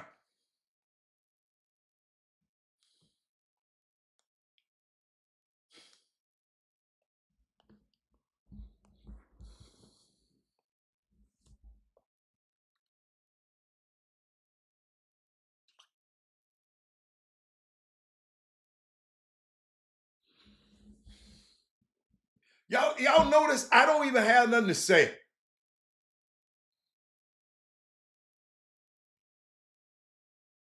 He turned down Memphis, and Memphis had more money for him. So he went over to the people who lied and said that less money. Because I guess he wanted to go over there. Because I think listen, me personally, I think it's got something to do with a person that because another player on the team, y'all, it's quit letting these Negroes handle your kids out here. Curtis Stewart. I know you ain't gonna let nobody. Y'all quit letting these dudes handle your kid. And you quit handling your. Ain't nowhere in the damn world this Chop Shop been on this air for 8 years and y'all don't do some stupid ass shit like that. And I intentionally said shit. Told you sometimes you got to be profane to be profound.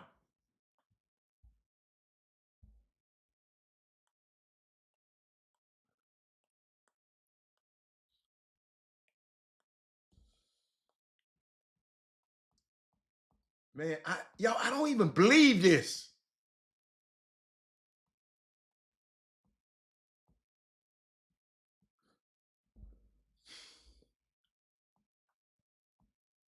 I'm going through all the mock drafts that anybody in the NBA have sent me.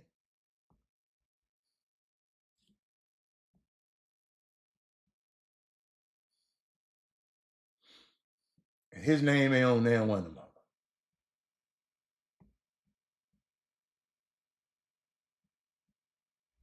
Keep looking. He ain't even in the top 100.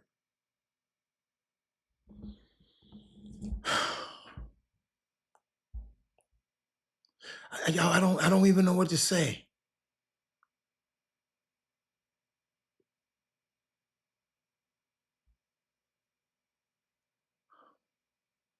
Yo, we got to stop this, man.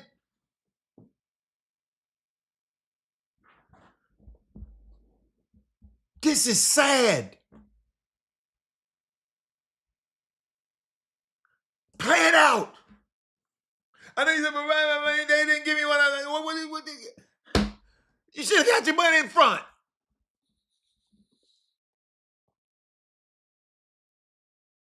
That's why they say.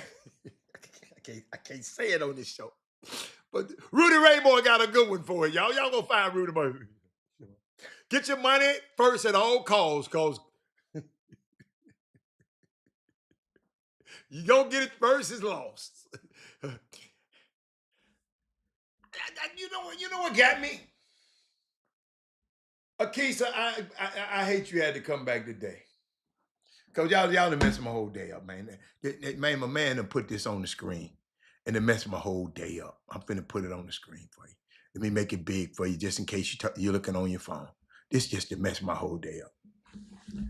What's up, Rob? PJ Haggerty is opting out for this season because he hasn't received any money of his NIL from Kansas State. Now, how you just not gonna get no money in and begin?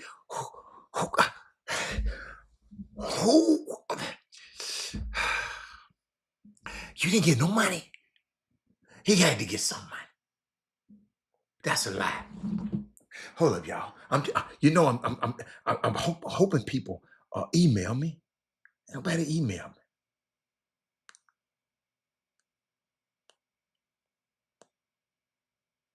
And Penny had just said the other day, he missed out on certain transfer because he was waiting on PJ Haggerty to decide his next move and waiting on Dane Danger in the NCAA in his fate. He said he'd do it again because Penny liked it. Penny ain't got one bad word to say about PJ Haggerty. Not one.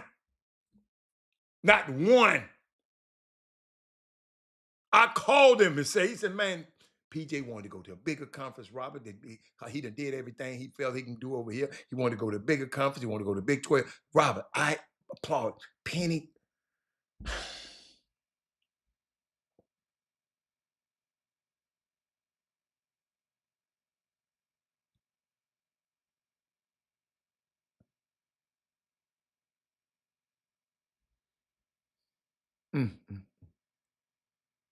Y'all, I'm just looking. I'm just looking. Brandon, y'all. If y'all notice, y'all notice. I know I'm supposed to be constantly talking because you're on the show. You're supposed to be constantly talking, but I just don't know what to say that I can say. I'm waiting on y'all to say something. Y'all act like y'all scared.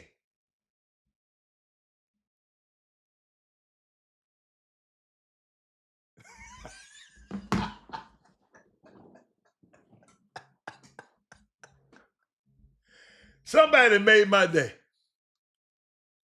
Oh, this nigga. Somebody just made my day. Somebody just made my day. Watch this.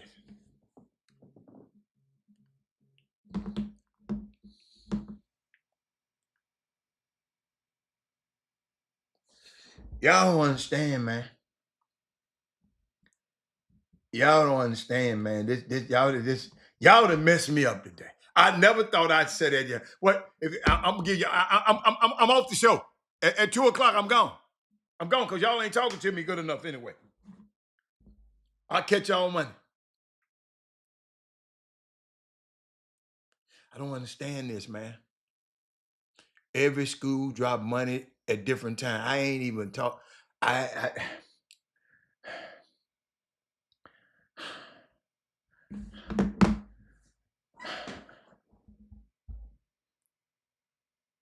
If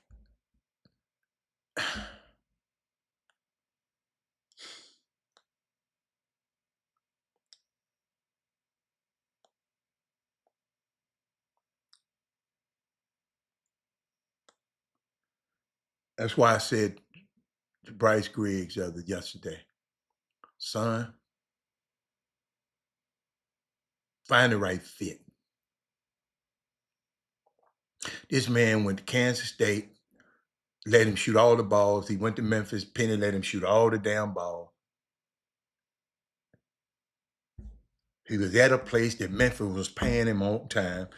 If y'all would have saw the condo that he was living in down there, y'all would have said, how in the hell did this nigga, you shooting all the balls, getting all the money, and you just leave?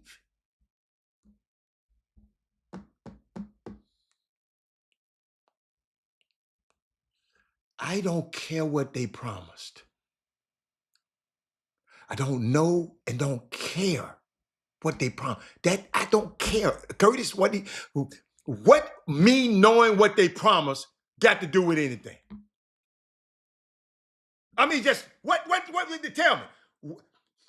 What listen, if I knew what they promising, what would that do with anything? The man just quit.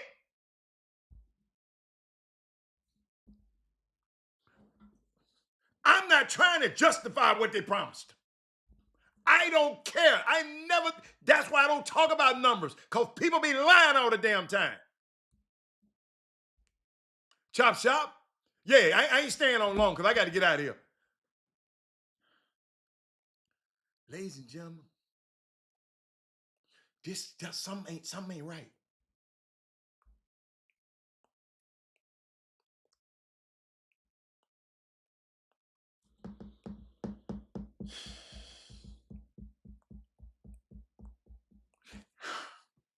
I don't care what they promised.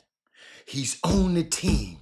He got a black coach. He left one black coach and went to another black coach. He quit on this black coach to go to this black coach and then quit on this black coach. That's the damn thing that I'm worried about. That's what I'm talking about. I don't care what they promised him.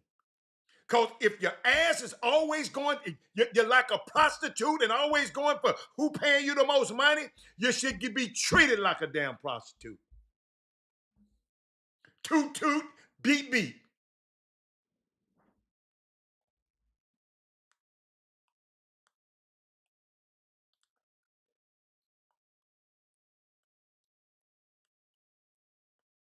Memphis was on TV this year more than Kansas State. They got more appearances than most people in the Power Five. He left him, who reportedly had, I never call numbers out, who reportedly offered him, I know Penny didn't lowball him. He didn't tell me the price, but I know when we talked about him, he said, man, PJ want to leave, it's okay. Never said one bad thing. But guess what? When I get off this phone, when I get off this show with y'all, I'm calling him immediately. Man, make this make sense to me. I got to get out of here, man. God, y'all got to wait till Monday. I got to get out of here. This is crazy. You just gonna leave the team?